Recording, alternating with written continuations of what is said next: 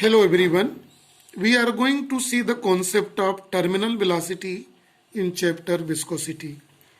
The concept of terminal velocity is related when a small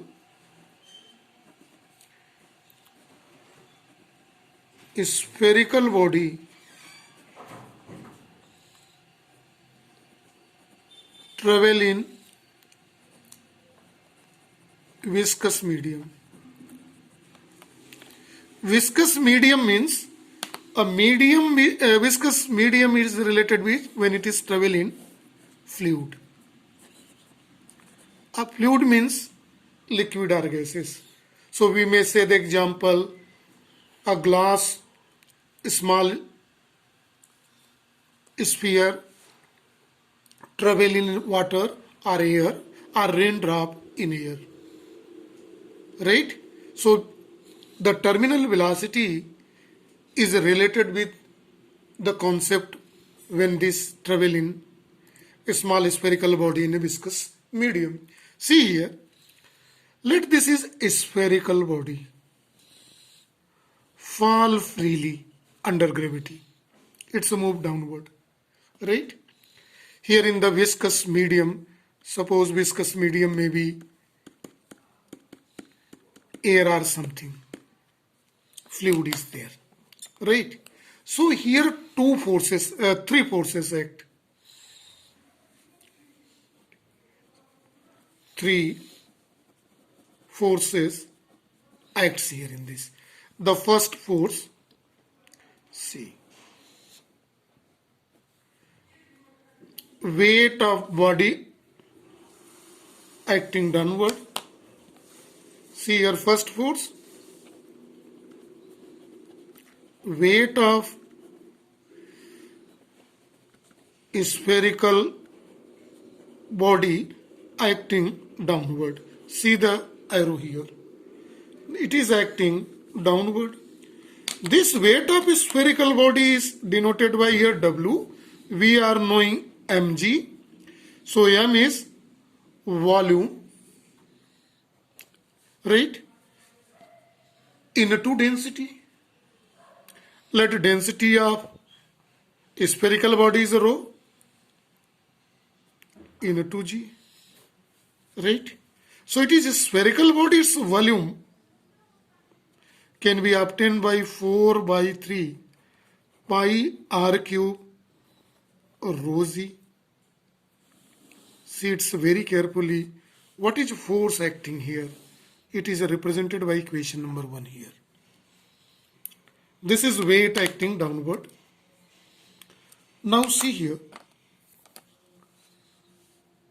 we are knowing in the Archimedes principle concept when I was there, when any body travel in a fluid, upthrust act. What is this? Upthrust acting upward, opposite to the weight of a body. So second force, when solid sphere or raindrop travel in fluid, three forces act. One, weight of spherical body acting downward. Second, we are going to see here upthrust. Upthrust.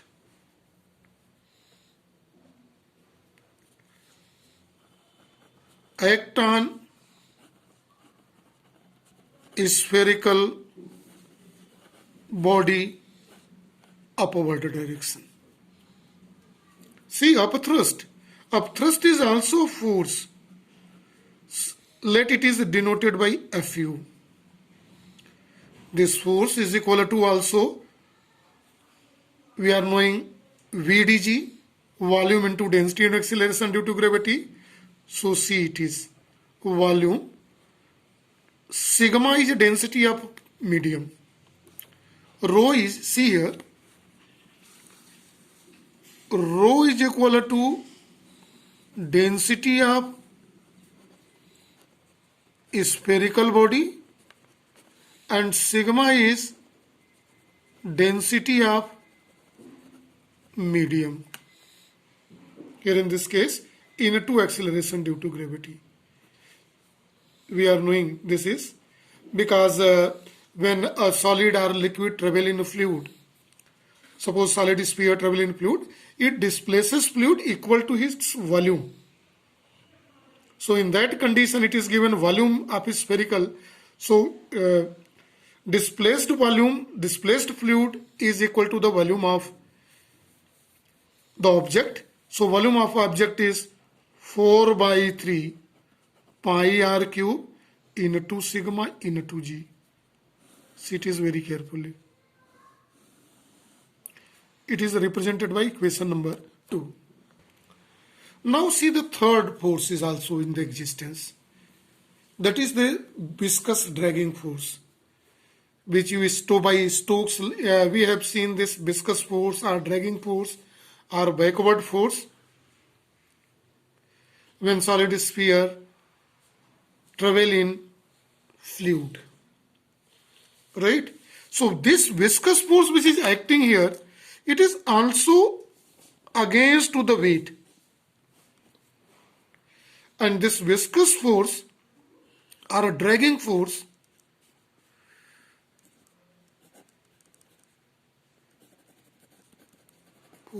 acting upward, right? So see the third force here acting. This is the third force.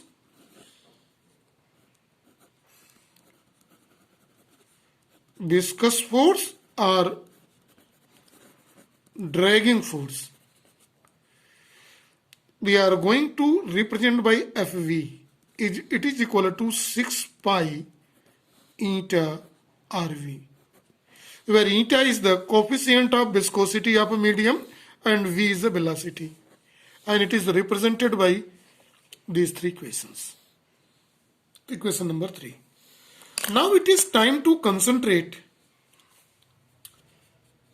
to analyze all these three forces acting when a solid sphere travel in a fluid, right? Weight acting downward, viscous force acting upward, thrust acting upward, viscous force also acting upward. See here in the diagram, it is also acting upward. Now see the first force, weight. Once we have selected the sphere and its radius, all parameters are constant. 4 by 3 pi, radius, density of material and acceleration due to gravity is a constant. Same like as the thrust is also is a constant, all these parameters. 4 by 3 pi rg is constant, and sigma is the density of a medium, it is also constant. But important here is to see the third equation, in which 6 pi eta r is a constant, but velocity changes. Velocity, suppose what is a free fall, in the beginning velocity is a 0, when time is equal to 0, velocity is 0, and when time is equal to t, its velocity goes on increasing. If velocity increases, this implies that viscous force increases. Viscous force Fv increases, right? And a situation is reached when sum of these two forces, upward forces, balances the weight of body. So net force becomes 0. So this weight of body becomes plus of thrust and the viscous force, right? So at equilibrium, situations are maintained in such a way that the weight of a body W becomes equal to, it is acting downward force equal to up thrust acting upward plus viscous drag upward. In whole of the situation, that net force is 0. It means sum of upward force is equal to downward force, right? See very carefully. The velocity at which it happened is known as terminal velocity. So terminal velocity is the maximum velocity at which the net forces acting on the system is zero. So we may say that terminal velocity is the maximum velocity. See the term here.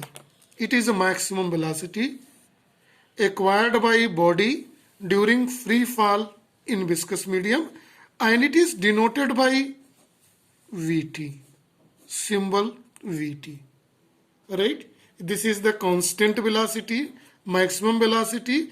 This maximum velocity is always constant. That is why raindrop come with constant velocity from upward, right? Now see, this is situation is obtained under a condition. See here in the diagram, I explained viscous force when increases and this situation reached. This is FV max, right? So at this FV max, we are going to place all three values: weight acting downward, up thrust, and Stokes force, viscous force, dragging force here in this. So see here very carefully. We are going to write here in this formula. This is W is equal to up thrust force plus dragging force at maximum position. So we are knowing that here in this situation, the upward force is 4 by 3 pi r cube rho g is equal to 4 by 3 pi r cube sigma z plus this viscous force is 6 pi eta r. In place of v, we are going to use Vt, terminal velocity. This is a maximum velocity, maximum constant velocity when this situation obtained, right?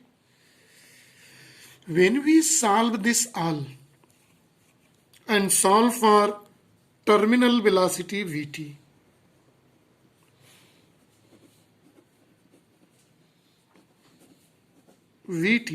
it comes out to r square rho minus sigma z by 9 eta. This is formula for terminal velocity. This is given by a new equation. Let's see, this is equation number 4. See the mean of this equation. The mean of the equation is very clear. Vt, that is terminal velocity, is dependent on square of radius, right? It means Vt directly proportional to the square of radius. What does it indicate? If it is larger size, more terminal velocity. Smaller size, less. Second, terminal velocity is inversely proportional to the coefficient of viscosity of the medium. Higher viscous medium, low terminal velocity. Low viscous medium, high terminal velocity. See the physics here. Mean of the here. So two parameter is very important. Here one parameter is the radius. The terminal velocity of the freely fall body is dependent on two factors, right? Here explaining the other factors are also rho, sigma and g. G is actually constant, right? But see the two factors. One is square and directly proportional, another inversely proportional, right? Now see, it is also dependent on, it is directly proportional to difference of their density, sigma minus rho. See it is very carefully. This is the third Right. Here in this, 2 points can be explained. Number one, if rho is greater than sigma, this implies that rho minus sigma is equal to positive value. In that condition, body moves downward.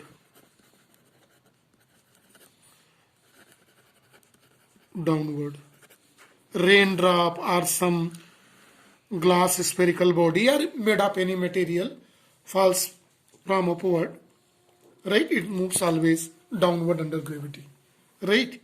The second situation may also occur in this case. What is the second situation in this? If rho is less than sigma, this implies that rho minus sigma has negative value, minus negative value. In that condition, body moved upward. See carefully.